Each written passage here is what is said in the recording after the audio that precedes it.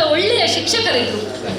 ಇವತ್ತೇನು ಮಕ್ಕಳು ಇಲ್ಲಿ ಕವನ ವಾಚನವನ್ನು ಮಾಡಿದ್ರಿ, ಅದೇ ರೀತಿಯ ಪ್ರೇರಣೆ ನಮಗೆ ಅಲ್ಲಿತ್ತು. ನಾನು 7ನೇ ತರಗತಿಯಲ್ಲಿರುವಾಗ ಒಂದು ಸುಬ್ಬಿ ಇಂಗ್ಲಿಷ್ ಕಲ್ತದ್ದು ಅನ್ನುವ ನಾಟಕವನ್ನು ರಚಿಸಿದೆ.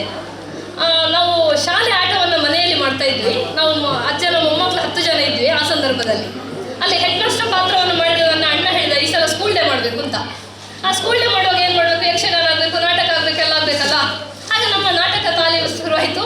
ನಾನು ರೇಡಿಯೋದಲ್ಲಿ ಹರಿಕಥೆಯನ್ನು ಕೇಳ್ತಾ ಇದ್ದೆ. ಬಹುಶಃ ಅದರ ಪ್ರಭಾವ ನಾನೊಂದು ಸಣ್ಣ ನಾಟಕವನ್ನು ಆ ಸಂದರ್ಭದಲ್ಲಿ ರಚಿಸಿದೆ, ಸುಬ್ಬಿ ಇಂಗ್ಲಿಷ್ ಕಲ್ತದ್ದು ಅಂತ. ನಮ್ಮ ಮನೆ ಮಾತು ಹವ್ಯಕ ಕನ್ನಡ, ಹಾಗಾಗಿ ಸಹಜವಾಗಿ ಅದನ್ನು ಹವ್ಯಕ ಕನ್ನಡದಲ್ಲಿ ರಚಿಸಿದೆ. ಇವತ್ತು ಆ ನಾಟಕ ನನಗೊಂದು ದಾಖಲೆಯನ್ನು ತಂದುಕೊಟ್ಟಿದೆ. ನಾನು 7ನೇ ತರಗತಿಯಲ್ಲಿದ್ದಾಗ, ನಿಮ್ಮ ಹಾಗೆ ಇದ್ದ ಪುಟ್ಟ ಹುಡುಗಿಯಾಗಿದ್ದಾಗ ರಚಿಸಿದೆ. ಅದು ಹವ್ಯಕ ಭಾಷೆಯಲ್ಲಿ ಮಹಿಳೆ ರಚಿಸಿದಂತಹ ಮೊದಲ ನಾಟಕ ಅಂತ ಹೇಳುವಂತಹ ಒಂದು ಚಾರಿತ್ರಿಕ ಹಿರಿಮೆಯನ್ನು ನನಗೆ ತಂದುಕೊಟ್ಟಿದೆ. ಹಾಗೆ ನಿಮ್ಮ ಮೊದಲ ಕವನ ಕಥೆಗಳು ಇಂದು ದಾಖಲಾಗಿದೆ. ನೀವು ಕೂಡ ಮುಂದೆ ದೊಡ್ಡ ಸಭೆಯಲ್ಲಿ ಇಲ್ಲಿ ಬಂದು ಮಾತನಾಡ್ಬೋದು, ತುಂಬ ಹೆಸರನ್ನು ಕೂಡ ಮಾಡುವ ಸಾಧ್ಯತೆ ಖಂಡಿತ ಇದೆ. ಯಾಕೆಂದರೆ ಯಾರು ಕೂಡ ಎಳೆಯದರಲ್ಲೇ ದೊಡ್ಡವರಾಗುವುದಿಲ್ಲ. ಮತ್ತೆ ಬೆಳೀತಾ ಬೆಳೀತಾ ತಮ್ಮದೇ ಆದ ವ್ಯಕ್ತಿತ್ವವನ್ನು ರೂಪಿಸ್ತಾ ಹೋಗ್ತಾರೆ. ಈಗಾಗಲೇ ಶೇಖರಣ್ಣ ಅವರು ಹೇಳಿದರು, ನನಗೆ ಭೂತಾರಾಧನೆ ನನ್ನ ಆಸಕ್ತಿಯ ವಿಷಯ ಅಂತ. ಯಾಕೆ ಅನ್ನೋದು ನನಗೂ ಗೊತ್ತಿಲ್ಲ. ಸಣ್ಣಗಿಂದ ನನಗೆ ಭೂತಾರಾಧನೆ ಬಗ್ಗೆ ವಿಶೇಷ ಒಲವಿತ್ತು. ನಮ್ಮ ಮನೆಯಲ್ಲಿ ಭೂತ ಕೋಲಾಗ್ತಾ ಇತ್ತು. ಬಹುಶಃ ಅದೇ ಕಾರಣ. ಭೂತ ಅಂದರೆ ಏನು ಗೊತ್ತಿದೆ ನೀವು ಹೇಳಿ. ಈಗ ಮಕ್ಕಳಿಗೆ ಭೂತ ಕೇಳಿದ್ದೀರಾ? ಭೂತಕಾಲ ನೋಡಿದ್ದೀರಾ? ಮಕ್ಕಳಿಗೆ ಕೇಳಿಸ್ತಿದೆಯಾ? ಭೂತಕಾಲ ನೋಡಿದ್ದೀರಾ? ಭೂತಕಾಲ ನೋಡಿದ್ದೀರಾ? ಎಷ್ಟು ಜನ ನೋಡಿದ್ದೀರಿ? ಕೈ ಎತ್ತಿ. ಯಾವುದೆಲ್ಲ ನೋಡಿದ್ದೀರಿ? ಪಂಜುರ್ಲಿ ನೋಡಿದ್ದೀರಾ? ಗುಳಿಗ ನೋಡಿದ್ದೀರಾ? ರಕ್ತೇಶ್ವರಿ ನೋಡಿದ್ದೀರಾ? ಓಕೆ, ಈ ಭೂತ ಅಂದ್ರೆ ಏನು ಅಂತ ಗೊತ್ತಿದೆಯಾ? ದೈವ. ದೈವ ಅಂದ್ರೆ ದೇವರು. ಅದೇ ಬೇಕಾದ್ದು. ಭೂತ, ದೈವ, ದೇವರು 3 ಕೂಡ ಒಂದೇ, ಬೇರೆ ಬೇರೆ ಅಲ್ಲ. ನೀವು ದೊಡ್ಡವರಾಗುವಾಗ ನುಡಿಗಟ್ಟನ್ನು ಕೇಳ್ತೀರಿ. ಭೂತ ಅಂದ್ರೆ ದೇವರಿಗಿಂತ ಒಂದು ಮೆಟ್ಟು ಹಿಂದೆ, ದೈವಕ್ಕಿಂತ ಒಂದು ಮುಟ್ಟು ಮುಂದೆ ಅಂತ ಹೇಳೋ ಒಂದು ಪದವನ್ನು ಕೇಳ್ತೀರಿ. ವಾಸ್ತವದಲ್ಲಿ ಇದು ಸರಿಯಾದ್ದಲ್ಲ. ನಮ್ಮ ತುಳುನಾಡಿನ ದೇವರುಗಳೇ ಇಲ್ಲಿಯ ದೈವಗಳು, ಭೂತಗಳು. ಭೂತ ಅನ್ನುವ ಪದ ಮೂಲತಃ ಭೂತಂ ಅನ್ನುವಂತಹ ಒಂದು ಪದದಿಂದ ಹುಟ್ಟಿಕೊಂಡಿರಬೇಕು. ಭೂತಂ ಅಂದರೆ ಪವಿತ್ರ ಅನ್ನುವ ಅರ್ಥ. ನಾವು ವಿಷ್ಣು ಸಹಸ್ರನಾಮದಲ್ಲಿ ವಿಷ್ಣುವಿಗೂ ಭೂತಂ ಅಂತ ಹೇಳ್ತೇವೆ, ಶಿವ ಸಹಸ್ರನಾಮದಲ್ಲಿ ಶಿವನಿಗೂ ಹೇಳ್ತೇವೆ. ಎಲ್ಲೆಡೆ ಭೂತಂ ಅನ್ನುವ ಪದವನ್ನು ದೇವರಿಗೆ ದಿವ್ಯವಾದವರು ಅನ್ನುವ ಅರ್ಥದಲ್ಲಿ ಬಳಕೆ ಮಾಡ್ತೇವೆ. ನಮ್ಮ ಈ ಭೂತ ಅನ್ನುವ ಪದ ಭೂತಂ ಅನ್ನುವ ಆ ದಿವ್ಯ ಪವಿತ್ರ ಅನ್ನುವ ಮೂಲ ಪದದಿಂದ ಹುಟ್ಟಿಕೊಂಡಿದೆ. ಅದಕ್ಕೆ ಸಾಕ್ಷಿ ಏನಂದ್ರೆ, ಇವತ್ತಿಗೂ ಕೊಡವರಲ್ಲಿ, ಕೊಡಗು ಗೊತ್ತಿದೆಯಾ ಕೇಳಿದ್ದೀರಾ? ಅಲ್ಲಿ ಭೂತ ಕೋಲಾಗ್ತದೆ. ಅದನ್ನ ಪೂದ ತೆರೆ ಅಂತ ಕರೀತಾರೆ. ಭೂತವನ್ನು ಪೂದ ಅಂತ ಕರೀತಾರೆ. ಯಾಕೆಂದ್ರೆ ಅಲ್ಲಿ ಭೂತಂ ಪದ ತಾ ದ ಆಗಿದೆ, ಪೂದ ಆಗಿ ಉಳಿದಿದೆ. ನಮ್ಮಲ್ಲಿ ತಾ ಹಾಗೆ ಉಳಿದಿದೆ, ಬಾ ಬಾ ಆಗಿದೆ. ಭಾಷಾ ವಿಜ್ಞಾನದಲ್ಲಿ ಇದು ಸಾಮಾನ್ಯ ವಿಚಾರ, ವಮಹಪ ಭೇದ ಅಂತ ಹೇಳ್ತೇವೆ. ಪಾ ಮತ್ತೆ ಬಾಗಳು ಆ ಕಡೆ ಈ ಕಡೆ ಆಗ್ತದೆ. ಇಲ್ಲಿ ಭೂತ ಆಗಿದೆ. ಆದರೆ ಇದನ್ನ ಭೂತಾರಾಧನೆಯನ್ನು ಮೊದಲು ಅಧ್ಯಯನ ಮಾಡಿದವರು ಫಾರಿನರ್ಸ್. ನಮ್ಮ ಹೆಚ್ಚಿನ ಅಧ್ಯಯನ ಎಲ್ಲ ಆರಂಭದ್ದು ಫಾರಿನರ್ಸ್. ಯಾಕೆಂದರೆ ಸುಮಾರು 200-300 ವರ್ಷಗಳ ಕಾಲ ನಾವು ಪರಾಧೀನರಾಗಿದ್ದೆವು. ಅವರು ಆಸಕ್ತಿಯಿಂದ ನಮ್ಮ ಸಂಸ್ಕೃತಿಯನ್ನು ಅಧ್ಯಯನ ಮಾಡಲಿಕ್ಕೆ ಪ್ರಾರಂಭ ಮಾಡಿದರು ಕ್ರಿಶ್ಚಿಯನ್ ಮಿಷನರೀಸ್. ಅವರಿಗೆ ಭೂತ ಅಂದರೆ ಏನು ಅಂತ ಗೊತ್ತಿರಲಿಲ್ಲ. ಅವರು ಆರಾಧನೆ ಮಾಡುವಂಥ ದೇವರಿಗೂ ನಮ್ಮ ಭೂತಗಳಿಗೂ ತುಂಬ ವ್ಯತ್ಯಾಸ ಕಂಡಿತು. ಇಲ್ಲಿ ಏನು ದೊಂದಿ ಹಿಡಿದು ಉಗ್ರವಾಗಿ ಗರ್ಜಿಸುವುದು ನಮಗೆಲ್ಲದು ವಿಶೇಷ ಅಂತ ಅನಿಸುವುದಿಲ್ಲ, ಅವರಿಗೆ ವಿಶೇಷ ಅಂತ ಅನಿಸ್ತು. ಜೊತೆಗೆ ಭೂತ ಅನ್ನುವ ಪದವನ್ನು ಸಂಸ್ಕೃತ ಕನ್ನಡದ ಡಿಕ್ಷನರಿಯಲ್ಲಿ ಅವರು ಹುಡುಕಿದ್ರು. ಆಗ ಅದಕ್ಕೆ ಬೇರೆ ಪದಗಳು, ಡೆವಿಲ್ ಅನ್ನುವಂಥ ರಾಕ್ಷಸ, ಕೆಟ್ಟ ಶಕ್ತಿ ಅನ್ನುವ ಅರ್ಥ ಕೂಡ ಭೂತ ಅನ್ನುವ ಪದಕ್ಕಿದೆ. ಒಳ್ಳೆ ಶಕ್ತಿ ಅಂತ ಕೂಡ ಅರ್ಥ ಇದೆ, ದೇವರ ಗಣ ಅಂತ ಕೂಡ ಇದೆ, ಪವಿತ್ರವಾದ್ದು ಅನ್ನುವ ಅರ್ಥ ಕೂಡ ಇದೆ. ಜೊತೆಗೆ ಈ ರೀತಿಯ ಕೆಟ್ಟ ಶಕ್ತಿ ಅನ್ನುವ ಅರ್ಥ ಇದೆ. ಹಾಗಾಗಿ ಅವರಿಗೆ ಅವರು ಆರಾಧನೆ ಮಾಡುವ ದೇವರಿಗಿಂತ ಭಿನ್ನವಾಗಿ ಕಂಡಾಗ ಇದನ್ನು ಅವರು ಕೆಟ್ಟ ಶಕ್ತಿಯಿಂದ ಅರ್ಥೈಸಿಕೊಂಡ್ರು. ಹಾಗಾಗಿ ಡೆವಿಲ್ ವರ್ಷಿಪ್ ಆಫ್ ತುಳುವಾಸ್ ಅಂತ ಎ ಸಿ ಬರ್ನೆಲ್ ಬರ್ದ. ನಂತರ ನಮಗೆ ಫಾರಿನರ್ಸ್ ಹೇಳಿದ್ದೆ ವೇದವಾಕ್ಯ ಭಾರತೀಯರಿಗೆ, ನಾವು ಅದನ್ನೇ ಕಟ್ಟಿಕೊಂಡು ಮುಂದೆ ಹೋದೆವು. ಆದರೆ ವಾಸ್ತವದಲ್ಲಿ ಭೂತ ಅಂದರೆ ಕೆಟ್ಟ ಪದ ಅಲ್ಲ. ನಮ್ಮ ರಕ್ಷಣೆಯನ್ನು ಮಾಡುವಂತಹ, ದುಷ್ಟರನ್ನು ಶಿಕ್ಷಿಸುವಂತಹ, ಶಿಷ್ಟರ ರಕ್ಷಣೆ ಮಾಡುವಂತಹ ಒಳ್ಳೆಯ ಶಕ್ತಿಗಳು, ಮಣ್ಣಿನ ಸತ್ಯಗಳು ಅಂತ ನಾವು ಇವರನ್ನು ಕರಿತೇವೆ. ಇವರು ನಮ್ಮ ದೈವಗಳು. ಇನ್ನು ಭೂತಗಳು ಎಷ್ಟಿವೆ ಅಂತ ಗೊತ್ತಿದೆ ನಿಮಗೆ? ಈಗಾಗಲೇ ಹೇಳಿದ್ರಲ್ವಾ, ನನಗೂ ಗೊತ್ತಿರಲಿಲ್ಲ. ತುಂಬ ಕಡೆ ಹೋದಾಗ ಎಷ್ಟು ಭೂತಗಳಿವೆ ಅಂತ ನನ್ನಲ್ಲಿ ತುಂಬ ಜನ ಕೇಳ್ತಾ ಇದ್ರು, ನಿಮ್ಮಂಥ ಮಕ್ಕಳು ಕೂಡ ಕೇಳ್ತಾ ಇದ್ರು. ಆಗ ನಾನು ತಲೆ ಕೆಡಿಸ್ಕೊಂಡೆ, ಹೌದಲ್ಲ ಎಷ್ಟು ಭೂತಗಳಿವೆ. ನಾನು ಸಾಮಾನ್ಯವಾಗಿ ಭೂತಾರಾಧನೆಗೆ ಭಗವದ್ಗೀತೆ ಅಂತ ಯಾವುದನ್ನು ಹೇಳ್ತೇವೆ ಅಂದರೆ ಡಾಕ್ಟರ್ ಚಿನ್ನಪ್ಪ ಗೌಡ ಅವರ ಭೂತಾರಾಧನೆ ಒಂದು ಜಾನಪದೀಯ ಅಧ್ಯಯನವನ್ನು ನಾವು ಭಗವದ್ಗೀತೆಗೆ ಸಮಾನವಾಗಿ ಸ್ವೀಕರಿಸ್ತೇವೆ. ಆಗ ನಾನು ಮೊದಲು ತೆಗೆದು ನೋಡಿದ ಅವರ ಪುಸ್ತಕವನ್ನು ಎಷ್ಟಿದೆ. ಆಗ ಅವರು ಹೇಳಿದರು ಅದರಲ್ಲಿ 217 ವಿವೇಕರೈಗಳು ಪಟ್ಟಿ ಮಾಡಿದ್ರು, ನಾನು ಅದಕ್ಕೆ ಒಂದಷ್ಟು ಸೇರಿಸಿ 300 ಮಾಡಿದ್ದೇನೆ ಅಂತ. ಅವರೊಂದು 300 ಭೂತದ ಪಟ್ಟಿ ಕೊಟ್ಟಿದ್ರು. ಆ ಪಟ್ಟಿಯಲ್ಲಿ ನಮ್ಮ ಮನೆಯಲ್ಲಿ ಆರಾಧನೆ ಆಗುವಂತಹ ಉರವ ಮತ್ತು ಎರುಬಂಟ ಅನ್ನುವ ದೈವಗಳ ಹೆಸರಿರಲಿಲ್ಲ. ನಾನು ನಮ್ಮ ಮನೆಯಲ್ಲಿ ಭೂತಾರಾಧನೆ ಬಗ್ಗೆ ಅಧ್ಯಯನ ಮಾಡ್ಲಿಕ್ಕೆ ಹೊರಟಾಗ ನಮ್ಮ ಮನೆಯಲ್ಲಿ ಮೊದಲು ರೆಕಾರ್ಡ್ ಮಾಡಿದೆ. ಸತ್ಯದ ಸಂಗತಿ ನಂಬ್ತಿರೋ ಇಲ್ವಾ, ಮನೆ ಮಂದಿಗೆ ಕೂಡ ಅಲ್ಲಿ ಆರಾಧನೆ ಆಗುವ ಭೂತಗಳ ಹೆಸರು ಗೊತ್ತಿರಲಿಲ್ಲ. ಏನೋ ಗದ್ದೆಯಲ್ಲಿ ಆಗ್ತದೆ, ಕಂಬಳ ಆಗ್ತದೆ, ತೂಕರೆ ಕಂಬ ಹಾಕ್ತಾರೆ, ಆಗ ಏನೋ ಕುಣಿತಾರೆ. ಯಾರು ಕೇಳಿದ್ರೆ ಒಂದು ನಾಗಬ್ರಹ್ಮ ಅಂತ ನನ್ನ ತಂದೆ ಹೇಳಿದ್ರು, ಇನ್ನೊಂದು ಯಾರು ಕೇಳಿದ್ರು ಏನೋ ಅದರ ಅಸಿಸ್ಟೆಂಟ್ ಇರಬೇಕು ಅಂತ. ಅಷ್ಟೇ ಗೊತ್ತು, ನಮಗೆ ಗೊತ್ತಿರಲಿಲ್ಲ. ನಾನು ಹೋಗಿ ವಿಚಾರಿಸಿದಾಗ ಅದು ಉರವ ಮತ್ತು ಎರುಬಂಟ ನಾಗಬ್ರಹ್ಮನ ಜೊತೆಗೆ ಇರುವುದು ಅಂತ ಗೊತ್ತಾಯಿತು. ನಾನು ಅಂದ್ಕೊಂಡೆ ಚಿನ್ನಪ್ಪ ಗೌಡರ ಪುಸ್ತಕದಲ್ಲಿ ಇದರ ಬಗ್ಗೆ ಮಾಹಿತಿ ಇದೆ, ನನಗೆ ಕಷ್ಟ ಇಲ್ಲ ಅಂತ ಹೇಳಿ ಅವರ ಪುಸ್ತಕವನ್ನು ಹೋಗಿ ತೆಗೆದೆ. ನೋಡಿದರೆ ಹೆಸರು ಕೂಡ ಇರಲಿಲ್ಲ. ಆಗ ನನಗೆ ಗೊತ್ತಾಯಿತು ಭೂತಾರಾಧನೆ ಬಗ್ಗೆ ಅಧ್ಯಯನ ಆಗಲಿಕ್ಕೆ ಇನ್ನೂ ಕೂಡ ತುಂಬ ಇದೆ, ಇನ್ನೂ ಕೂಡ ಎಲ್ಲ ಹೆಸರುಗಳೇ ದಾಖಲಾಗಲಿಲ್ಲ ಅಂತ. ಹೀಗೆ ನಾನು ನನ್ನ ಡಾಕ್ಟರೇಟ್ ಪದವಿಗಾಗಿ ನಾನು ಒಂದಷ್ಟು ಕ್ಷೇತ್ರ ಕಾರ್ಯ ಮಾಡಿದೆ. ಮಾಡುವಾಗ ಜೊತೆಗೆ ಭೂತಾರಾಧನೆಯ ಬಗ್ಗೆ ಕೂಡ ಮಾಡ್ತಾ ಬಂದೆ. ನನ್ನ ಡಾಕ್ಟರೇಟ್ ಪದವಿ ತುಳುನಾಡಿನ ನಾಗಬ್ರಹ್ಮ ಮತ್ತು ಕಂಬಳ ಅಂತ. ಕಂಬಳ ಮತ್ತು ನಾಗಬೇರ್ಮೇರ ದೈವದ ಬಗ್ಗೆ ನಾನು ಹೆಚ್ಚು ಅಧ್ಯಯನ ಮಾಡಬೇಕಾಯಿತು. ಆ ಎಡೆಯಲ್ಲಿ ಬೇರೆ ಭೂತಗಳ ಬಗ್ಗೆ ಕೂಡ ಸಂಗ್ರಹ ಮಾಡ್ತಾ ಬಂದೆ. ಹಾಗೆ ತುಂಬ ಜನ ಎಷ್ಟು ಭೂತಗಳಿವೆ ಅಂತ ಕೇಳಿದಾಗ ನಾನು ಡಾಕ್ಟರ್ ಚಿನ್ನಪ್ಪ ಗೌಡ ಅವರ 300 ಭೂತಗಳನ್ನು ಜೊತೆಗೆ ನನ್ನ ಸಂಗ್ರಹದಲ್ಲಿದ್ದಂಥ ಒಂದು 160 ಹೆಸರು ಅಷ್ಟು ತನಕ ದಾಖಲಾಗಿತ್ತು. ಅದನ್ನು ಸೇರಿಸಿ ಈಗ ಒಂದು 460 ಪಟ್ಟಿ ಮಾಡಿ ನನ್ನ ಬ್ಲಾಗಲ್ಲಿ ಬರ್ತೆ. ಭೂತಗಳ ಅದ್ಭುತ ಜಗತ್ತು ಅನ್ನುವ ನನ್ನದೊಂದು ಬ್ಲಾಗ್ ಇದೆ. ಸುಮಾರು 1,90,000 ಓದುಗರಿದ್ದಾರೆ ಈಗ ಅದಕ್ಕೆ. ಅದರಲ್ಲಿ ಹಾಕಿದೆ. ಆ ಪಟ್ಟಿ ವೈರಲ್ ಆಗಿ ಸ್ಪ್ರೆಡ್ ಆಯಿತು. ತುಂಬ ವಾಟ್ಸಪ್ಪಲ್ಲಿ ಎಲ್ಲ ಕಡೆ ಹೋಯಿತು. ನನ್ನ ಹೆಸರಲ್ಲಿ ಬರಲಿಲ್ಲ, ಬೇಡ ಬಿಡು, ನಾನು ನನ್ನ ಹೆಸರಲ್ಲಿ ಬರಬೇಕು ಅಂತ ಹಾಕಿದ್ದಲ್ಲ. ಬಟ್ ಯಾರ್ಯಾರ ಹೆಸರಲ್ಲಿ ಸ್ಪ್ರೆಡ್ ಆಯಿತು. ಬಟ್ ಅದು ತುಂಬ ಜನರಿಗೆ ತಲುಪಿತು. ಹಾಗೆ ಭೂತಗಳು ಎಷ್ಟಿವೆ ಅಂತ ಹೇಳಿದರೆ ತುಂಬ ಜನ ಭಾಷಣ ಮಾಡಲಿಕ್ಕೆ ಶುರು ಮಾಡಿದ್ರು. 450 ಇದೆ, 460 ಇದೆ ಅಂತ. ಇದು ಬಹಳ ತಾಪತ್ರೆ ಆಯಿತು ಅಂತ ನನಗೆ ಗೊತ್ತಾಯಿತು. ಯಾಕಂದರೆ 460 ಫೈನಲ್ ಅಲ್ಲ ಅಂತ ನನಗೆ ಗೊತ್ತಿತ್ತು. ಬಟ್ ನನ್ನ ಪಟ್ಟಿ ಆಧರಿಸಿ ಎಲ್ಲರೂ ಹೇಳ್ತಿದ್ದಾರೆ ಹೇಳಿ ನನ್ನ ಗಮನಕ್ಕೆ ಬಂತು. ಆ ನಂತರ ನಾನು ತುಂಬ ನನ್ನ ಸ್ನೇಹಿತರು ಫೇಸ್ಬುಕ್ಕಲ್ಲೆಲ್ಲ ನನಗೆ ತುಂಬ ಜನ ಪರಿಚಯ ಆಯಿತು. ಬ್ಲಾಗ್ ಬರೆದಾಗ ನನಗೆ ದೇಶ ವಿದೇಶಗಳ ಜನರ ಪರಿಚಯ ಆಯಿತು. ತುಂಬ ಜನ ಅಕ್ಕ ನಮ್ಮ ಮನೆಯಲ್ಲಿ ಹೆಣ್ಣೊಂದಾಯ ಅಂತ ಗೊತ್ತುಂಟು, ನಮ್ಮ ಮನೆಯಲ್ಲಿ ಇನ್ನೊಂದು ಉಂಟು, ನಮ್ಮ ಮನೆಯಲ್ಲಿ ಓಪೆತ್ತಿ ಮದಿ ಮಾಡು ಅಂತ ಸಂಕೇತ ಪೂಜಾರಿ ಹೇಳಿದರು. ಹಾಗೆ ನಮ್ಮಲ್ಲಿ ಕೇತುರ್ಲಾಯ ಅಂತ ಉಂಟು ಅಂತ ಇನ್ನೊಬ್ಬರು ಹೇಳಿದರು. ಹೀಗೆ ನಾನು ಒಂದೊಂದೇ ಕಡೆಯಿಂದ ಒಂದೊಂದೇ ಕಲೆಕ್ಟ್ ಮಾಡ್ತಾ ಹೋದೆ. ಭೂತ ಕಟ್ಟುವವರನ್ನು ಸಂಪರ್ಕಿಸ್ತಾ ಹೋದಾಗ ನನಗೆ ಮತ್ತೊಂದು ಪಟ್ಟಿ ಮಾಡಿದೆ. 633 ದೈವಗಳ ಪಟ್ಟಿ ಮಾಡಿದೆ. ಅನಂತರ ಕೂಡ ಗೊತ್ತಿತ್ತು ನನಗೆ ಅದು ಅಂತಿಮ ಅಲ್ಲ ಅಂತ. ಮತ್ತು ಒಂದಷ್ಟು ಸಂಗ್ರಹ ಮಾಡಿದೆ. ಆಗ ರಘುನಾಥ ವರ್ಕಾಡಿ ಅವರು ಬರೆದಂಥ ಒಂದು ಪುಸ್ತಕ ಸಿಕ್ತು. ಅದರಲ್ಲಿ 404 ಭೂತಗಳ ಪಟ್ಟಿ ಮಾಡಿದ್ರು ಅವರು. ಅದರಲ್ಲಿ ನನ್ನಲ್ಲಿ ಇಲ್ಲದ್ದು ಒಂದು 10-20 ಇತ್ತು. ಅದನ್ನು ಸೇರಿಸ್ಕೊಂಡೆ. ಆಮೇಲೆ ಕೇಳು ಮಾಸ್ತರ್ ಅಗಲ್ಪಾಡಿ ಅವರ ಒಂದು ಪುಸ್ತಕದಲ್ಲಿ ಒಂದಷ್ಟು ಸಿಕ್ತು. ಹೀಗೆ ಸಂಗ್ರಹ ಮಾಡ್ತಾ ಹೋದೆ. ಕೊಡಗಿನಿಂದ ಅವರು ಕೊಡೆಯಂಡ ಕೌಶಿಕ್ ಅಂತ ನನಗೆ ಒಂದಷ್ಟು ಮಾಹಿತಿ ಕೊಟ್ಟರು. ವಿದ್ಯಾ ಅಂತ ನನ್ನ ಸ್ನೇಹಿತರಿದ್ದರು. ಅಲ್ಲಿಂದೆಲ್ಲ ನಾನು ಮಾಹಿತಿಯನ್ನು ಸಂಗ್ರಹ ಮಾಡ್ಕೊಂಡು ಬಂದೆ. 1035 ಭೂತಗಳ ಒಂದು ಪಟ್ಟಿ ಆಯಿತು. ಅದನ್ನು ನಾನು ಬ್ಲಾಗಲ್ಲಿ ಹಾಕಿದೆ. ಅದು ಈಗ ಪುನಃ ಎಲ್ಲ ಕಡೆ ಸ್ಪ್ರೆಡ್ ಆಗಿದೆ. ಆದರೆ ಅದು ಕೂಡ ಅಂತಿಮ ಆಗಲಿಲ್ಲ. ಇತ್ತೀಚೆಗೆ 1435 ಒಂದು ಪಟ್ಟಿಯನ್ನು ಅಣಿಯಾರದಳ ಸಿರಿಸಿಂಗಾರದಲ್ಲಿ ಅದು ಪ್ರಕಟ ಆಗಿ ಬಂದಿದೆ. ಇನ್ನು ನಾನು ಬ್ಲಾಗಲ್ಲಿ ಹಾಕಲಿಲ್ಲ ಅದನ್ನು. ಆದರೆ ಅದು ಕೂಡ ಅಂತಿಮ ಆಗಲಿಲ್ಲ. ಅದಾದ ನಂತರ ನನಗೆ ಈಗ 1150 ಭೂತಗಳು ಸಿಕ್ಕಿವೆ. ಇದು ಕೂಡ ಅಂತಿಮ ಅಲ್ಲ. ಮೊನ್ನೆ ಹೇಳಿದರು ಶಂಕರ್ ಕುಂಜತ್ತೂರು, ನಮ್ಮಲ್ಲಿ ಗುಂಡಿಯೂರ್ದಾಯ ಅಂತ ಒಂದು ಭೂತ ಉಂಟು ಅಂತ. ಆ ಬಹುಶಃ ಒಂದು ಆ್ಯಡ್ ಆಯಿತು. ಈಗ ಇವರು ಇಲ್ಲಿ ಬಂದ ಸ್ನೇಹಿತರು ಯಾರು ಸ್ಫಟಿಕಂದಾಯ ಅಂತ ಹೇಳಿ ಒಂದು ಭೂತ ಇದೆ ಅಂತ ಹೇಳಿದರು. ಸ್ಫಟಿಕ ಪಂಜುರ್ಲಿ ಅಂತ ಇದೆ ಅಂತ ಹೇಳಿದರು ಕಬ್ಬಿನಾಲೆಯವರು. ಇದೀಗ 453 ಆಯ್ತು ಅಲ್ಲಿಗೆ. ಹೀಗೆ ಸೇರ್ತಾ ಹೋಗ್ತದೆ. ಇನ್ನೊಂದು 100 ಸೇರಿದಾಗ ನಾನು ಅದಕ್ಕೆ ಆ್ಯಡ್ ಮಾಡ್ತೇನೆ. ಆ್ಯಡ್ ಮಾಡೋದು ಬಹಳ ಕಷ್ಟ ಆಗ್ತದೆ. ಅಕಾರಾದಿಯಾಗಿ ಜೋಡಿಸಬೇಕಾಗ್ತದೆ. ಎಲ್ಲ ಸಂಖ್ಯೆಯನ್ನು ಬದಲಾಯಿಸಬೇಕಾಗ್ತದೆ ಪ್ರಾರಂಭದಿಂದ. ಹೀಗೆ ಮಾಡ್ತಾ ಹಾಗಾಗಿ ಭೂತಗಳ ಪಟ್ಟಿ ಅಂತಿಮ ಅಲ್ಲ. ಸುಮಾರು ಈಗ 1450 ನನಗೆ ಸಿಕ್ಕಿದ್ದು. 350 ಸೇರಿದ್ರೆ 1453. ಇದರಲ್ಲಿ ಕೆಲವು ಒಂದೇ ಭೂತದ ಬೇರೆ ಬೇರೆ ಹೆಸರು ಇರುವ ಸಾಧ್ಯತೆ ಇದೆ. ಆದರೆ ಎಷ್ಟೋ ಕಡೆ ಹೇಗೆ ಒಂದೇ ಭೂತಕ್ಕೆ ಪ್ರಾದೇಶಿಕವಾಗಿ ಬೇರೆ ಬೇರೆ ಹೆಸರಿದೆ, ಹಾಗೆ ಒಂದೇ ಹೆಸರಿನಲ್ಲಿ ಬೇರೆ ಬೇರೆ ಭೂತಗಳಿಗೆ ಆರಾಧನೆ ಇದೆ. ಉದಾಹರಣೆಗೆ ಕುಪ್ಪೆಟ್ಟು ಪಂಜುರ್ಲಿ ಮತ್ತು ಪಂಜುರ್ಲಿ ಬೇರೆ ಬೇರೆ ದೈವಗಳು. ಸೇರಿಕಲ್ಲ ಪಂಜುರ್ಲಿ, ಕುಪ್ಪೆಟ್ಟು ಪಂಜುರ್ಲಿ ಬೇರೆ ಬೇರೆ ದೈವಗಳು. ಪಂಜುರ್ಲಿಯ ಸೇರಿಗೆಗೆ ಸಂದಂಥ ದೈವ ಸೇಮಿಕಲ್ಲ ಪಂಜುರ್ಲಿ. ಅದೇ ರೀತಿ ಪಂಜುರ್ಲಿಯ ಸೇರಿಗೆಗೆ ಸಂದಂಥ ಕೊಪ್ಪೆಕೋಟಿ ವೈದ್ಯ ಅನ್ನುವನೇ ಕುಪ್ಪೆಟ್ಟು ಪಂಜುರ್ಲಿ ಬೇರೆ. ಗಣಾಮಣಿ ಪಂಜುರ್ಲಿ ಶಿವನ ಇದರಿಂದ ಹುಟ್ಟಿದ್ದು, ಅದಕ್ಕೆ ಒಂದು ಕತೆ ಬೇರೆ ಇದೆ.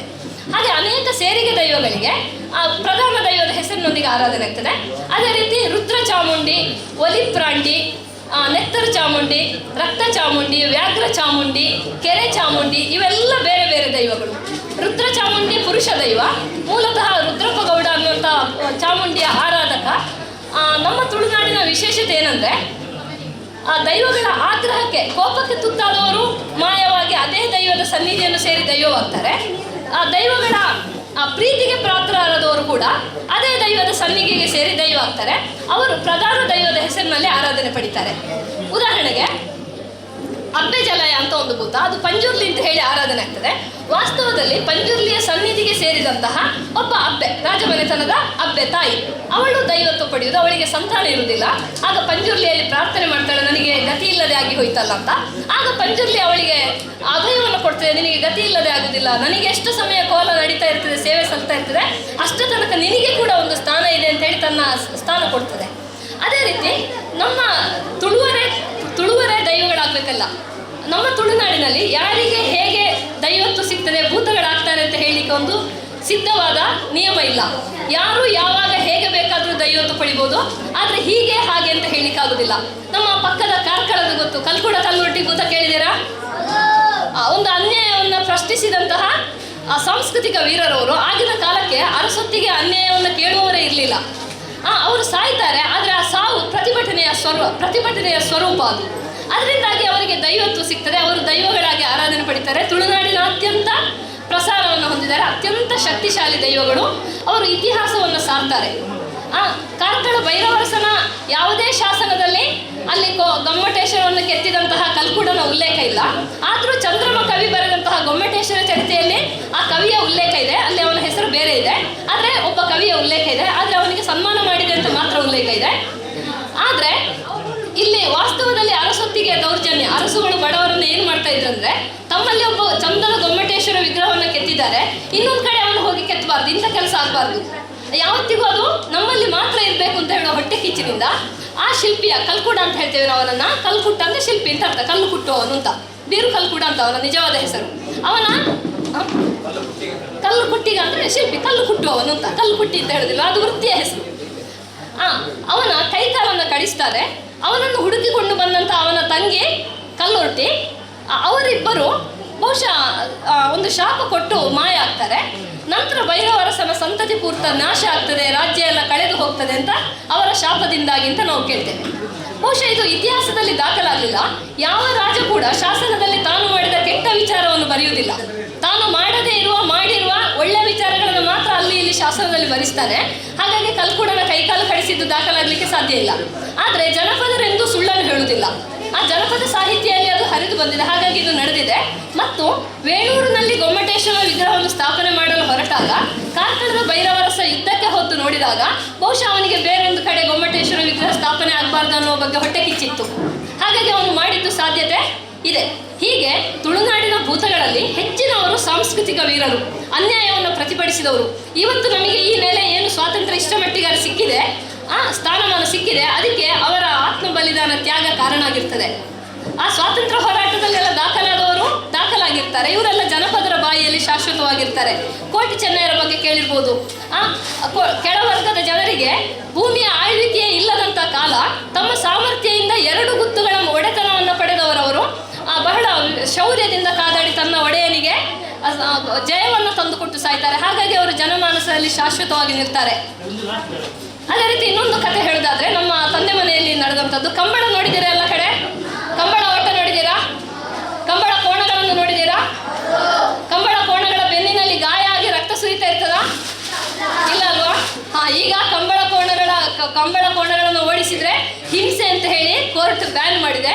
ವಾಸ್ತವದಲ್ಲಿ ಅವರಿಗೆ ಗೊತ್ತಿಲ್ಲ ನಮ್ಮ ಕಂಬಳ ಅಂದ್ರೆ ಏನು ಅಂತ ಗೊತ್ತಿಲ್ಲ. ನಾವು ಅವರಿಗೆ ಮನವರಿಕೆ ಮಾಡಬೇಕಾಗಿದೆ. ಯಾವುದೇ ಕೋಣದ ಬೆನ್ನಲ್ಲಿ ನೋಡಿದ್ರೂ ಕೂಡ ರಕ್ತ ಒಸರುವುದಿಲ್ಲ.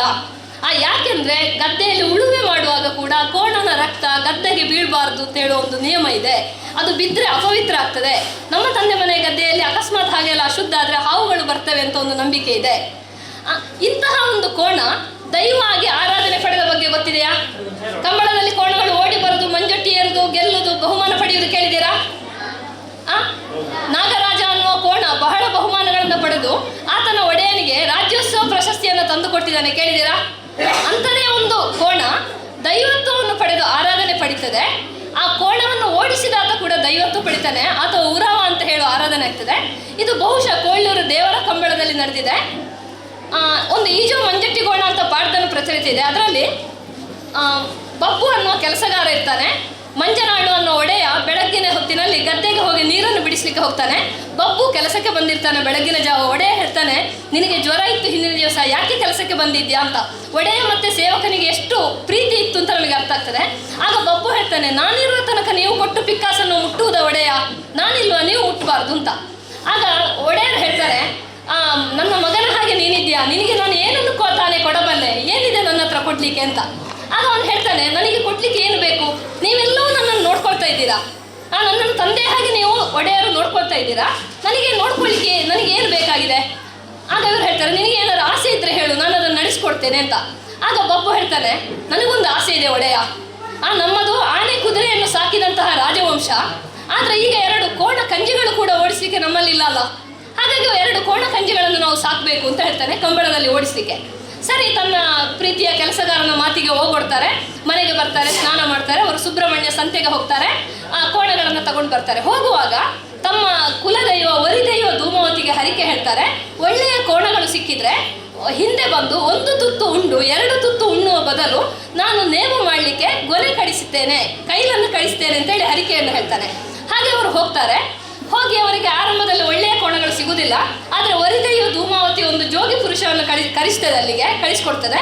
ಅವನ ಸಹಾಯದಿಂದ ಇವರಿಗೆ ಒಳ್ಳೆಯ ಕೋಣಗಳು ಸಿಗ್ತವೆ. ಕೋಣಗಳನ್ನು ತಗೊಂಡು ಹಿಂದೆ ಬರ್ತಾರೆ. ಬರುವಾಗ ಆ ಧೂಮಾವತಿ ದೈವದ ಕೊಟ್ಯ ಉಂಟಲ್ಲ, ಮುಂಡೆ ಅಂತ ನಾವು ಹೇಳ್ತೇವೆ, ದೈವಸ್ಥಾನ, ಅಲ್ಲಿಗೆ ಬರ್ತಾರೆ. ಬಂದಾಗ ಮೇಲೆ ನೋಡಿದಾಗ ಒಂದು ಹಲಸಿನ ಮರದಲ್ಲಿ ಹಣ್ಣಾಗಿದೆ. ಆಗ ಒಡೆಯರು ಹೇಳ್ತಾರೆ, ಹೋಗು ಬಬ್ಬು, ಅಲ್ಲಿ ಒಂದು ಹಲಸಿನ ಹಣ್ಣು ಉಂಟಲ್ಲ, ಅದನ್ನು ಕೊಯ್ಯಿ ಅಂತ. ಹಾಗೆ ಬಬ್ಬು ಮರ ಹತ್ತಾನೆ. ಮರ ಹತ್ತಿದಾಗ ಅವನಿಗೆ ದೈವದ ಕಾಠಿಣ್ಯತೆ ಕಾರಣಿಕ ಕಾಣಿಸ್ಕೊಳ್ತದೆ. ಅಲ್ಲಿಂದ ಹೇಳ್ತಾನೆ, ಒಡೆಯ ದೈವ ಕಾರಣಿಕ ತೋರಿಸ್ತಾ ಉಂಟು ಅಂತ. ಆಗ ಹೇಳ್ತಾನೆ, ಬಿದ್ದ ಹಣ್ಣನ್ನ ಯಾವ ದೈವಸ್ಥಾನಕ್ಕೆ ಸಂಬಂಧಿಸಿದ್ದಾದ್ರೂ ತಿನ್ಬಹುದು, ಹಣ್ಣು ಹೇಗಾದ್ರೂ ಬೀಳೋದು ತಾನೆ, ಕಾಯಿಯನ್ನು ಕೊಯ್ಬೇಡ, ಹಣ್ಣನ್ನು ಕೊಯ್ಯಿ ನೀನು ಅಂತ ಹೇಳ್ತಾರೆ. ಹಾಗೆ ಅವನು ಕೊಯ್ದು ಕೆಳಗೆ ಬರ್ತಾನೆ. ಇವರು ಒಡೆಯ ಮತ್ತೆ ಬಬ್ಬು ತಿಂತಾರೆ, ಮಂಜನಾಳವರು ಮತ್ತೆ ಮೂಲದ ಬಬ್ಬು ಹುಡುಗ ಹಣ್ಣನ್ನು ತಿಂತಾರೆ. ಅದರ ರೆಚ್ಚೆಯನ್ನು ಕೋಣಗಳಿಗೆ ಹಾಕ್ತಾರೆ. ಅಲ್ಲಿಂದ ಮನೆಗೆ ಬರ್ತಾರೆ, ಕೋಣಗಳನ್ನು ಹಟ್ಟಿಯಲ್ಲಿ ಕಟ್ತಾರೆ. ತಕ್ಷಣ ಅರಸನಿಂದ ಸತ್ಯದ ಕಂಬಳಕ್ಕೆ ಇಳಿಸ್ಲಿಕ್ಕೆ ಕೋಣಗಳನ್ನು ಕಳಿಸ್ಕೊಡ್ಬೇಕು ಅಂತ ಓಲೆ ಬರ್ತದೆ. ಸರಿ, ಇದೊಂದು ಬಹಳ ಘನತೆಯ ವಿಚಾರ, ಕಂಬಳದಲ್ಲಿ ಕೋಣಗಳನ್ನು ಓಡಿಸುವುದು. ಮಂಜನಾಳು ಮತ್ತೆ ಬಬ್ಬು ಕೋಣಗಳನ್ನು ಹಿಡ್ಕೊಂಡು ಹೋಗ್ತಾರೆ. ಅದು ದೇವರ ಕಂಬಳ, ಅಲ್ಲಿ ಮೂಲದವರು ಇಳಿಯಬಾರದು. ಈ ಬಬ್ಬು ಅನ್ನುವ ಹುಡುಗ ಮೂಲದ ಹುಡುಗ, ಅವನು ಸತ್ಯದ ಗದ್ದೆಗೆ ಇಳಿಬಾರ್ದು ಅಂತ ಅಲ್ಲಿ ನಿಯಮ ಇರ್ತದೆ. ಮಂಜನಾಳ್ವರಿಗೆ ವಯಸ್ಸಾಗಿದೆ, ಅಲ್ಲದೆ ಒಳ್ಳೆ ಯೌವನ ಉಕ್ಕುವಂತಹ ಕೋಣಗಳು. ಮಂಜನಾಳ್ವರಿಗೆ ಅದರ ಹಿಡಿತಕ್ಕೆ ಸಿಕ್ಕುವುದಿಲ್ಲ. ಅಂಥ ಸಂದರ್ಭದಲ್ಲಿ ತನ್ನ ಒಡೆಯ ಬಹಳ ಸೋಲುವುದನ್ನು ನೋಡಲಿಕ್ಕೆ ಬಬ್ಬು ಈಗ ಆಗುದಿಲ್ಲ, ತಂದೆ ಆಗಿರುವ ಒಡೆಯ ಅಲ್ವಾ ಅವನು. ಹಾಗೆ ಏನು ಮಾಡ್ತಾನೆ, ಹಿಡಿಯಬಾರದ ಹಠವನ್ನು ಹಿಡಿತಾನೆ. ನಾನು ಸಾಕಿದ ಕಂಜು ಬಳಿಯು ಅಂತ ಹೇಳ್ಕೊಂಡ ಅದನ್ನು ಗದ್ದೆಗೆ ಇಳಿಸ್ತಾನೆ.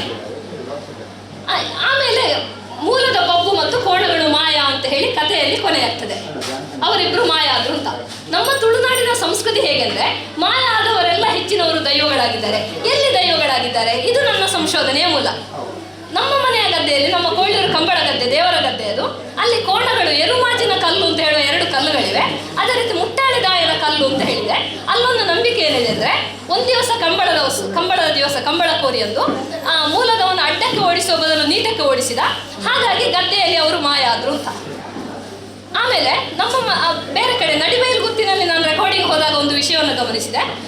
ಕೋಣಗಳ ನೇಗಿಲಿನಿಂದ ಹಗ್ಗವನ್ನು ಬಿಡಿಸುವ ಕೆಲಸವನ್ನು ಉರವ ದೈವ ಮಾಡ್ತದೆ. ಆಮೇಲೆ ಉರವ ಅನ್ನುವ ಪದಕ್ಕೆ ಅರ್ಥ ಹುಡುಕಿದಾಗ ಆತ ಫ್ಲಫರ್, ಉಳುಮೆಗಾರ ಅಂತ ಸಿಕ್ತು ನನಗೆ. ಅದರ ಮೇಲೆ ನಾನು ಇದನ್ನು ಒಂದು ಚಿತ್ರಿಸಿದೆ. ಅಲ್ಲಿ ಮಾಯ ಆದ ದೈವ, ಮಾಯವಾದಂಥ ಮೂಲದ ಹುಡುಗ ಉರವಾಗಿ ನೆಲೆ ನಿಂತಿದ್ದಾನೆ, ಆತ ಕಂಬಳ ರಕ್ಷಕ ದೈವ. ಹಾಗಾದರೆ ಕೋಣ ಏನಾಯಿತು ಮಾಯಾದ್ದು? ಅವುಗಳು ಕೂಡ ದೈವ ಆಗಿದ್ದಾರೆ, ಎರುಬಂಟ ದೈವ ಅಂತ ಅದನ್ನು ಆರಾಧನೆ ಮಾಡ್ತಾರೆ. ಇದರ ಸಾಂಕೇತಿಕವಾಗಿ ಕಂಬಳದ ಓಟ ನಂತರ ಕೂಡ ಮುಂದುವರಿಯಿತು. ಅಲ್ಲಿಯ ಪ್ರಧಾನ ದೈವ ನಾಗಬ್ರಹ್ಮ, ಆಮೇಲೆ ಇವರು ಸೇರಿಗೆ ದೈವಗಳು, ಇವರ ಪ್ರೀತ್ಯರ್ಥವಾಗಿ ಕಂಬಳದ ಓಟ ಮುಂದುವರಿಯಿತು. ಕಂಬಳ ಓಟ ಇತ್ತು ಮೊದಲೇ, ಅದು ಮುಂದುವರಿಯಿತು. ಅದು ಒಂದು ಫಲವಂತಿಕೆ ಆಚರಣೆ ಅಂತ ಕೂಡ ಡಾಕ್ಟರ್ ಪುರುಷೋತ್ತಮ ಬಿಳಿಮಲೆ ಹೇಳಿದ್ದಾರೆ. ಬಹುಶಃ ಗದ್ದೆಗೆ ಕೋಣಗಳನ್ನು ಇಳಿಸುವ ಮೊದಲ ಹಾಲೆರೆಯುವುದು, ಅರಿಶಿನವನ್ನು ಹಾಕುವುದು, ಹಿಂಗಾರವನ್ನು ಹಾಕುವುದು, ಆಮೇಲೆ ಬೇರೆ ಈ ಪೂಕರೆ ಕಂಬವನ್ನು ಹಾಕುವುದು, ಇದೆಲ್ಲ ಬಹುಶಃ ಅದು ಫಲವಂತಿಕೆ ಆಚರಣೆ ಹೌದು ಅನ್ನೋದನ್ನು ಸ್ಪಷ್ಟೀಕರಿಸ್ತದೆ. ಫರ್ಟಿಲಿಟಿ ಕಲ್ಟ್ ಅಂತ ಹೇಳ್ತೇವೆ ನಾವು. ಅದೇ ರೀತಿ ಇದೊಂದು ನಮ್ಮ ಧಾರ್ಮಿಕ ಆಚರಣೆಯ ಒಂದು ಭಾಗ. ನಮ್ಮ ತುಳುವರು ಎಷ್ಟು ಉದಾರ ಹೃದಯಗಳಂದರೆ, ಒಂದು ಕೋಣ ಕೂಡ ನಾವು ದೈವವಾಗಿ ನಂಬಿ ಆರಾಧನೆ ಮಾಡ್ತೇವೆ. ಅದೇ ರೀತಿ ಗದ್ದೆಯನ್ನು ಕೇವಲ ಮಣ್ಣಿನ ಒಂದು ರಾಶಿ ಅಂತ ನಾವು ತೀರ್ಮಾನಿಸುವುದಿಲ್ಲ. ನಮಗೆ ಬೆಳೆಯುವಂಥ ಒಂದು ಮಣ್ಣು ಮಾತ್ರ ಅದಲ್ಲ, ಅದಕ್ಕೆ ಮದುವೆಯನ್ನು ಮಾಡ್ತೇವೆ.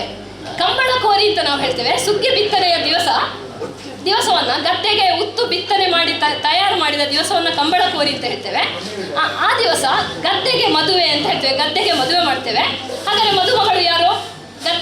ಗದ್ದೆಗೆ ಮದುವೆ ಮಾಡುವ ಮದುಮಗಳು ಯಾರಿರ್ಬೋದು? ಕೇಳಿಸ್ತಾ ಉಂಟ ಮಕ್ಕಳಿಗೆ? ಗದ್ದೆಯನ್ನು ಮದುಮಗಳು. ಹಾಗಾದ್ರೆ ಮದುಮಗ ಬೇಡವಾ? ಮದುವೆಗೆ ಮದುಮಗ ಬೇಡವಾ? ಯಾರು ಮದುಮಗ? ಪೂಕರ ಕಂಬ ಅಂತ ಕೇಳಿದ್ದೀರಾ? ಗದ್ದೆಯ ನಡುವೆ ಒಂದು ಒಂದು ಶೃಂಗಾರ ಮಾಡಿದ ಒಂದು ಕಂಬವನ್ನು ಹಾಕಿದ್ದನ್ನು ನೋಡಿದ್ದೀರಾ ಎಲ್ಲಿಯಾದ್ರೂ? ಬಹುಶಃ ಇರಬಹುದು, ನೀವು ದೊಡ್ಡವರಾದಾಗ ನೋಡ್ತೀರಾ. ಆ ಪೂಕರ ಕಂಬವನ್ನು ಮದುಮಗ ಅಂತ ಹೇಳ್ತಾರೆ. ಆಮೇಲೆ ಈ ಕಂಬಳ ಕೋರಿಯ ದಿವಸ ತುಂಬಾ ಎತ್ತುಗಳು ಬೇಕಾಗ್ತದೆ ಉಳುಮೆಗೆ. ಬಂದಂತ ಎತ್ತುಗಳನ್ನ ಓಡಿಸಿ ರೈತರು ಸಂತೋಷವನ್ನು ಪಡ್ತಾ ಇದ್ರು. ಕಾಲಕ್ರಮೇಣ ಸ್ಪರ್ಧೆ ಕೂಡ ಅದರಲ್ಲಿ ಬಂತು. ಹೊರತು ಅದರಲ್ಲಿ ಯಾವುದೇ ಹಿಂಸೆ ಕೂಡ ಇಲ್ಲ. ಇವತ್ತು ಗಿರ್ತೆರುಗಳನ್ನು ಓಡಿಸುವ ಕೊಂಡಗಳನ್ನು ಪ್ರತ್ಯೇಕವಾಗಿ ಬೆಳೆಸ್ತಾರೆ. ಬಹಳ ಅದನ್ನು ಚಂದವಾಗಿ ಅದಕ್ಕೆ ಸ್ವಿಮ್ಮಿಂಗ್ ಪೂಲನ್ನು ಕೂಡ ಕಟ್ಟಿಸಿ ಬಹಳ ಮನೆ ಮಗನ ಹಾಗೆ ಪ್ರೀತಿಯಿಂದ ಸಾಕ್ತಾರೆ. ಆದರೆ ನಮ್ಮ ಹೊರ ಜಗತ್ತಿಗೆ ನಮ್ಮ ಕಂಬಳದ ಬಗ್ಗೆ ಗೊತ್ತಿಲ್ಲ. ಹಾಗಾಗಿ ಅದು ಪ್ರಾಣಿ ಹಿಂಸೆ ಅಂತ ಹೇಳಿ ಅದನ್ನು ನಿಷೇಧ ಮಾಡಿದ್ದಾರೆ. ಪ್ರಸ್ತುತ ಅದರ ವಿರುದ್ಧ ತುಳುವರೆಲ್ಲ ನಾವೆಲ್ಲ ಒಂದಾಗಿ ಹೋರಾಡ್ತಾ ಇದ್ದೇವೆ. ಇತ್ತೀಚಿನ ತನಕ ಕನ್ನಡಿಗರಿಗೆ ಈ ಸಂಗತಿ ಗೊತ್ತಿರಲಿಲ್ಲ. ಇದು ಈಗ ಅಲ್ಲಿ ಆ ಜಲ್ಲಿಕಟ್ಟಿನದೊಂದು ವಿರೋಧ ಬಂದಾಗ ಎಲ್ಲರೂ ಒಗ್ಗಟ್ಟಾಗಬೇಕು ಹೊರತು ತಲೆಗೆ ಹೋಗಿದೆ. ಬಹುಶಃ ಮುಂದಿನ ದಿವಸಗಳಲ್ಲಿ ಕಂಬಳ ಅದಕ್ಕೆ ನಿಷೇಧ ತೆರವಾಗಿ ಮುಂದುವರಿತದೆ. ಸಮಯ ಸುಮಾರಾಯಿತು.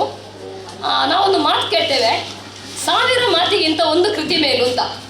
1000 ಮಾತಾಡೋದು ದೊಡ್ಡ ವಿಷಯ ಅಲ್ಲ. ಮೈಕ್ ಹಿಡಿದು ನಮ್ಮಂಥ ಮೇಷ್ಟ್ರುಗಳ ಟೀಚರ್ಸ್ ಗಂಟೆಗಟ್ಟಲೆ ಮಾತಾಡ್ತಾರೆ. ಬಟ್ ಕಾರ್ಯರೂಪಕ್ಕೆ ತರುವುದು ಸುಲಭದ ವಿಚಾರ ಅಲ್ಲ. ಬಟ್ ಆ ಕಾರ್ಯರೂಪಕ್ಕೆ ತರುವಂಥ ಒಂದು ಕೆಲಸವನ್ನು ನಿಮ್ಮ ಎಲ್ಲರ ಪ್ರೀತಿಯ ಶೇಖರಣ್ಣ ಮಾಡ್ತಾ ಇದ್ದಾರೆ. ನನಗೆ ಕೂಡ ಅವರು ಶೇಖರಣ್ಣನೇ. ಎಲ್ಲಿಯೋ ಯಾವುದೋ ಇದ್ದಂಥ ನಾನೊಂದು ನನ್ನಷ್ಟೇ ಬ್ಲಾಗಲ್ಲಿ ಬರೆದು ಎಂಜಾಯ್ ಮಾಡ್ತಾ ಇದ್ದೆ. ನಾನೆಲ್ಲೂ ಹೊರ ಜಗತ್ತಿಗೆ ಕಾಣಿಸ್ಕೊಂಡದ್ದು ಬಹಳ ಕಡಿಮೆ. ನನ್ನನ್ನು ಹುಡುಕಿಕೊಂಡು ಬಂದು 2 ವರ್ಷ ಮೊದಲೇ ಬೆಳದಿಂಗಳ ಸಾಹಿತ್ಯ ಸಮ್ಮೇಳನದಲ್ಲಿ ಕರ್ನಾಟಕ ಜಾನಪದ ರತ್ನ ಪ್ರಶಸ್ತಿ ಕೊಟ್ಟಿದ್ರು. ಆಮೇಲೆ ಇವತ್ತು ಈ ವೇದಿಕೆಯ ಕರೆದು ಒಂದು ಸಮಾರೋಪದಲ್ಲಿ ಮಾತನಾಡುವಂಥ ಒಂದು ಅವಕಾಶವನ್ನು ಕೊಟ್ಟಿದ್ದಾರೆ. ನಾನೇನು ಅಧ್ಯಯನ ಮಾಡಿದ್ದೇನೆ ಅದನ್ನು ನಿಮ್ಮೆಲ್ಲರ ಜೊತೆಗೆ ಹಂಚಿಕೊಳ್ಳಿಕ್ಕೆ ನನಗೆ ಅವಕಾಶವನ್ನು ಮಾಡಿಕೊಟ್ಟಿದ್ದಾರೆ. ಅವರಿಗೆ ಹಾಗೂ ಈ ಕಾರ್ಯಕ್ರಮದ ಎಲ್ಲರಿಗೆ ನಾನು ಆಭಾರಿಯಾಗಿದ್ದೇನೆ. ಧನ್ಯವಾದಗಳು.